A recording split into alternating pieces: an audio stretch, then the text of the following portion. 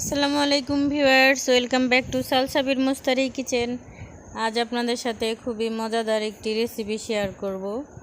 অবশ্যই এই রেসিপিটার একটা খুব মশলার জন্যই আপনাদের সাথে শেয়ার করতেছি। তো এখানে আমি মাগুর মাছ নিয়েছি, একটা বাটিতে সব মশলাগুলো গুলিয়ে নিয়েছি কাঁঠালের বিচি এবং আলু নিয়েছি। তো চলে যাচ্ছি আমি রান্নায়। কাঁঠালের বিচি দিয়ে কিন্তু তরকারি অনেক মজাই, বিশেষ করে শুটকির তরকারি তো অনেক মজাই হয় মাংস দিয়ে রান্না করলে। এখন একটা পাতিলে আমি পেঁয়াজ কুচি দিয়ে ভেজে নিলাম, আর বাটির মশলাটা পুরোটাই দিয়ে দিয়েছি। ওখানে আমি হলুদের গুঁড়ো, মরিচের গুঁড়ো, ধনিয়ার গুঁড়ো, স্বাদ মতো লবণ দিয়ে দিয়েছি। মশলাটা কষাচ্ছি, একটু পানিও দিয়ে দিয়েছি। তো মশলাটা ভালো করে কষাবো। মশলাটা ভালো করে কষানো হলে মাছগুলো এখন আমি দিয়ে দিব।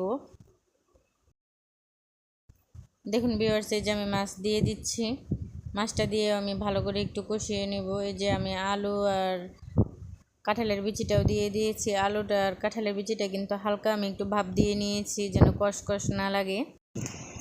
তো এগুলো আমি ভালো করে কষিয়ে নিব। ভিউয়ার্স, কার কার ঈদের পরে মাছের জন্য অনেক মাছ ছাড়া চলবেই না, খুবই খারাপ লেগেছে, মাছ নেই কিংবা বাজারে মাছ পাচ্ছেন না, কমেন্ট সেকশনে অবশ্যই কমেন্ট করে জানাবেন। তো ভিউয়ার্স, এই যে দেখুন আমি কষিয়ে নিয়েছি। এখন এগুলো একটু পানি দিয়ে ঢেকে দিব। তো আমি চুলায় একটি কড়াই বসিয়ে দিয়েছি। কড়াইটা একটু শুকিয়ে গেলে এখানে আমি একটু তেল দিয়ে দিচ্ছি।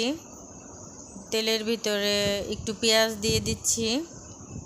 পেঁয়াজটা ভাজা হয়ে গেলে এখানে অল্প একটু জিরা দিব, তেজপাতা দিয়েছি, একটু গোয়ামরি দিব, মানে মিষ্টি জিরা যেটারে বলে আর কি। তো এগুলো ভালো করে ভেজে নিব। এই রান্নাটার এইটাই একটা মজার একটা বিষয়। এখানে আর একটু মেথিও দিয়ে দিয়েছি। তো এটা ভালো করে একটা সুন্দর ঘ্রাণ হবে, তখনই নামিয়ে নিব। নামিয়ে ঠান্ডা করে বেটে নিব। এই যে দেখুন একটু হালকা লাল লাল হয়ে গেছে। তো এখন আমি নামিয়ে নিব। চলে যাচ্ছি পরবর্তী প্রসেসে। এই যে দেখুন আমি আবার তরকারিটা বলক আসতেছে।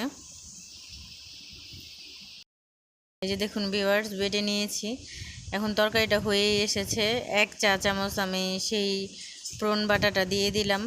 এটাকে আমরা বলি শাক বাটা। আপনারা কে কে খেয়েছেন অবশ্যই কমেন্ট সেকশনে কমেন্ট করে জানাবেন। এটা কিন্তু রান্নার স্বাদটাই অনেক পাল্টিয়ে দিয়েছে, খুবই মজাদার হয়। যারা যারা খেয়েছেন তারা তো অবশ্যই জানেন। দেখুন ভিউয়ার্স, আমি নামিয়ে নিয়েছি। কত সুন্দর হয়েছে। আর ওই শাক বাটাটার কারণে কিন্তু আপনার ঝোলটাও অনেক আটা কষা হয়। খুবই মজার একটি রেসিপি। তো আজকের মতো এখানেই বিদায় নিচ্ছি। আপনারা সবাই অনেক ভালো থাকবেন। আল্লাহ হাফেজ।